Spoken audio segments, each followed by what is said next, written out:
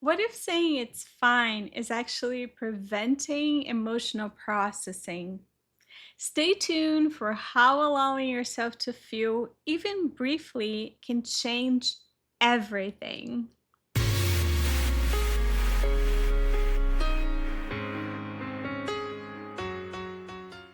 Welcome back to the Resilient MD, the podcast and YouTube channel where we have honest conversations about medicine, burnout, resilience, and how to care for others without losing ourselves in the process.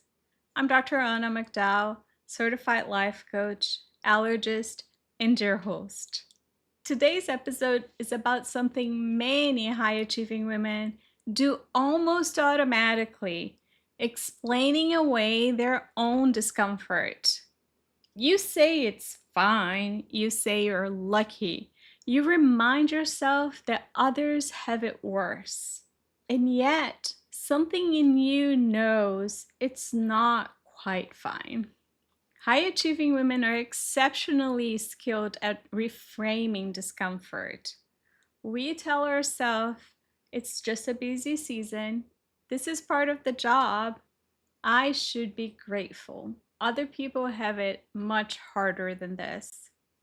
And while these thoughts may sound reasonable, they often serve a specific purpose. They reduce the emotional intensity of what we're feeling.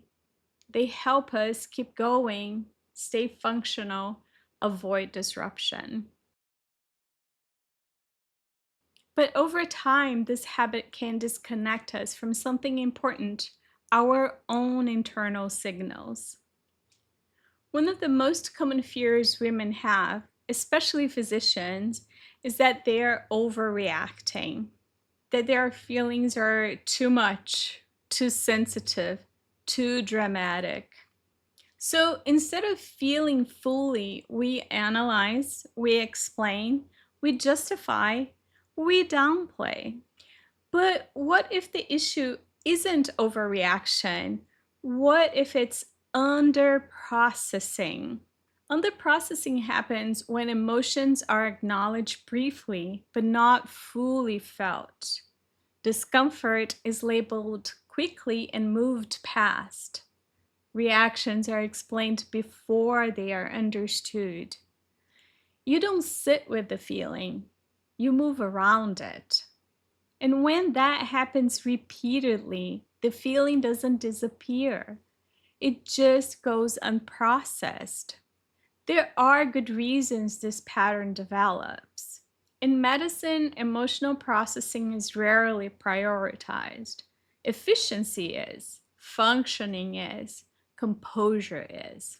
You learn to move quickly from one task to the next, stay composed under pressure, suppress emotions that might interfere with performance.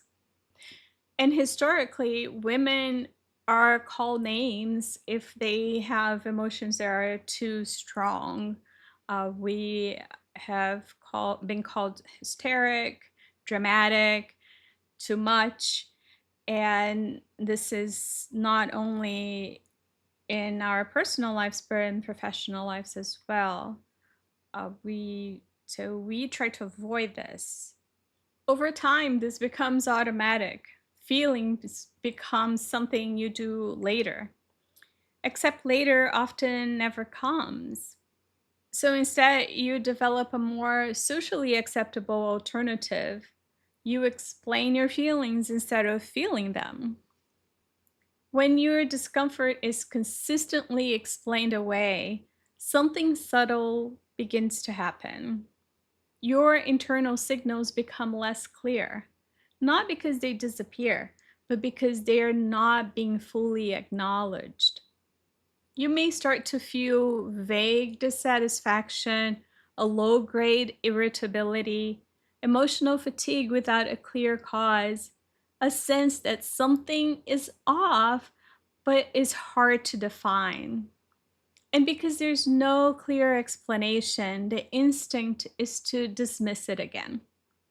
But these are often signs that something needs attention, not explanation. Before we move on, I want to pause for a moment. I'm curious, have you been feeling exhausted, discouraged, or frustrated and not quite sure why?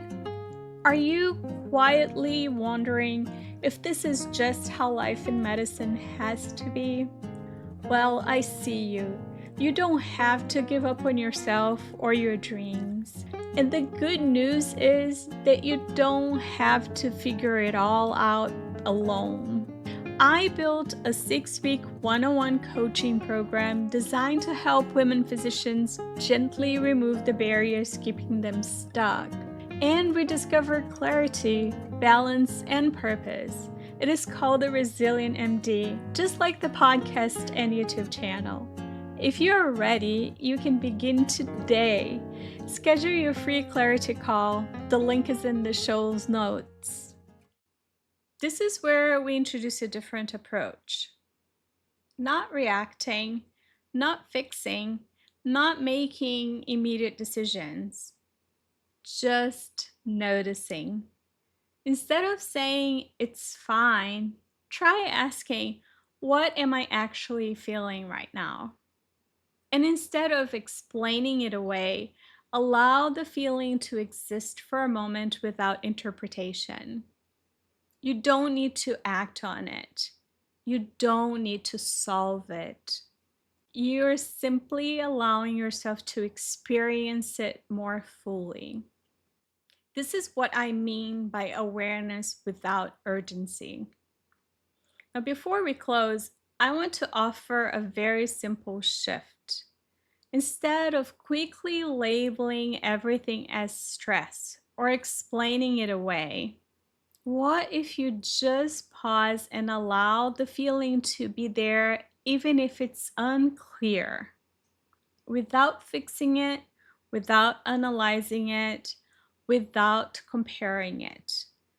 Just noticing something in me doesn't feel quite right. You don't need the perfect words for it yet. You don't need to understand it fully. Remember, awareness begins earlier than that. It begins the moment you stop moving past the feeling and allow yourself to stay with it, even if just briefly. If something in your life feels not quite right, you don't need to explain it away. You don't need to compare it. You don't need to minimize it.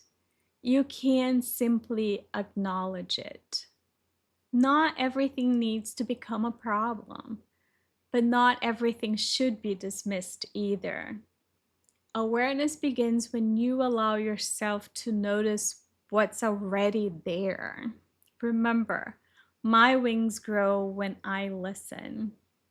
If this episode resonated with you, share it with another physician or high achiever who may be feeling the same way but hasn't put it into words yet. And don't forget to subscribe so you don't miss the next episode in this awareness series. Next week, we will discuss the impact of emotional labor and constant output. It should be very interesting. But before you go, don't forget to grab that amazing guide that goes along with the time management series.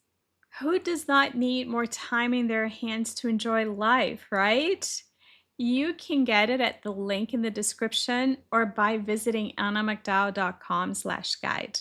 Did this episode resonate with you? If so, it will mean the world if you leave a quick 5-star review in Apple Podcast or your favorite platform and give it a thumbs up on YouTube. It only takes a second and helps more people find the show. Thank you for being here. Thank you for listening a little more closely. And thank you for allowing your experience to be valid even before it is explained. I'm Dr. Anna McDowell, a resilient MD just like you. I'll see you next week.